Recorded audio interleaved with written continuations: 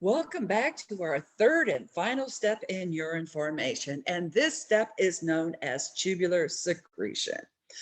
So as you can see in this stylized drawing, we have already had glomerular filtration, then we had lots of tubular reabsorption in the proximal convoluted tubule as well as the loop of Henle, and now we are going to do tubular secretion where substances can be removed from the peritubular capillaries or from the peritubular space and enter into the tubular cells and then into the filtrate.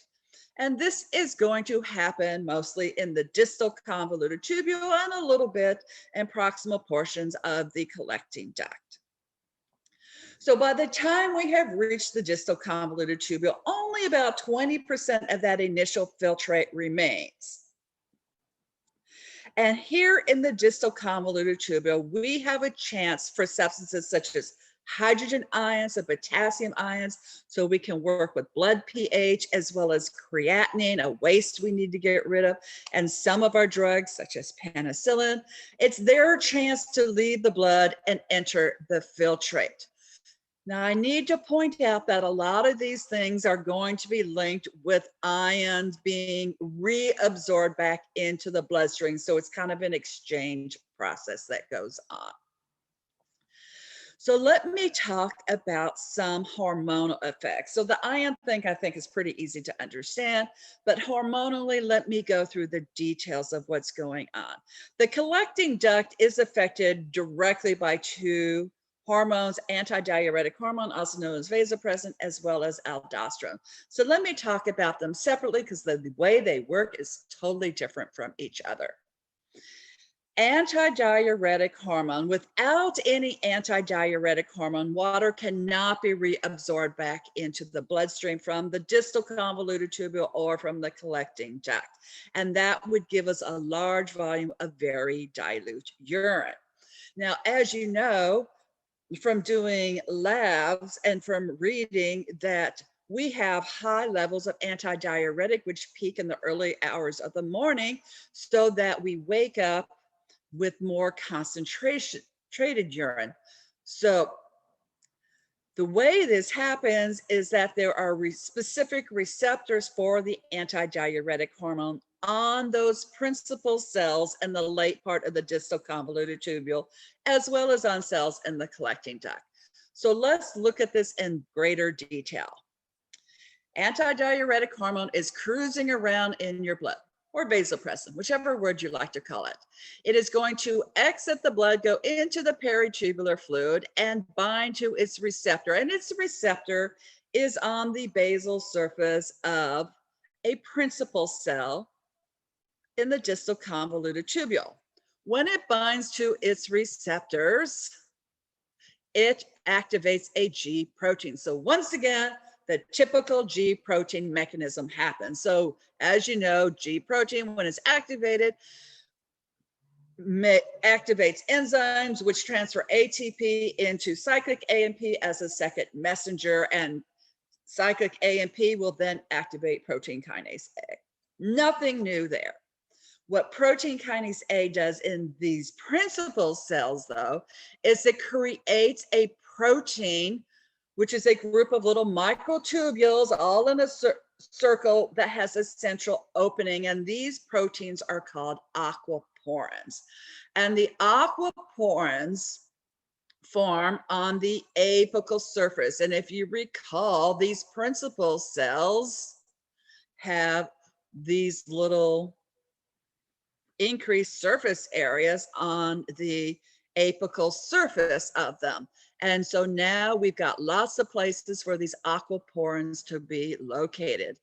And just think of these aqua water pores. These are microscopic openings surrounded by microtubules, which basically allow water to enter the principal cell.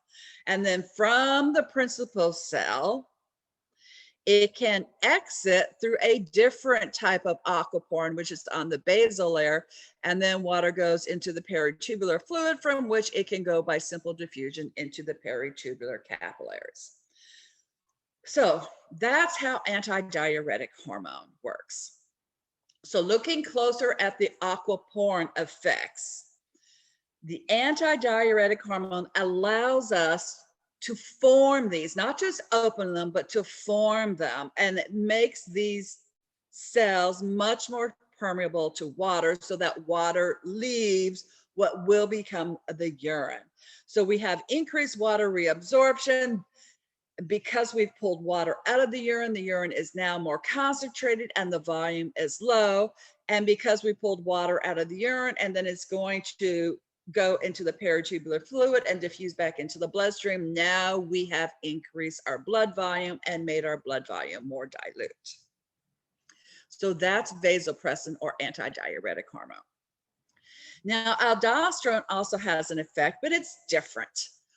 Aldosterone, when it leaves the blood and goes into the peritubular capillaries, it does not find a receptor on the plasma membrane. It actually has to enter the cell where it will find its receptor inside the principal cell in the cytoplasm. And this is a mistake. There is no G protein that is activated. So apologies for that. Once it binds to its receptor, that triggers the opening of existing channels on the apical surface for sodium and potassium, but it also causes the formation of new openings. So that allows a lot of sodium to leave the filtrate and enter the principal cells, and potassium to exit the principal cells and go into the filtrate so that the pH of the filtrate is not changed. So that's its first effect. The second effect of aldosterone binding to its receptor is that it creates new sodium potassium pumps on the lateral as well as basal membranes of these principal cells. And so this is how sodium, which was brought from the filtrate into the cell, now sodium will exit the cell on the other surface, go into the peritubular fluid, and then diffuse into the bloodstream. And in exchange for the sodium, we will be bringing potassium into the cell. And so now we have lots of potassium we can dump back into the filtrate in exchange for the sodium, keeping the pH normal everywhere. So take this moment, stop the video, look at this and talk yourself through this entire production of urine, all 3 steps of urine formation. And make sure you're not using that word urine until you are in the collecting duct, because before you're done with the 3 steps, it's all filtrate that we are modifying. All right, thank you so much for all your efforts, and I will see you again shortly.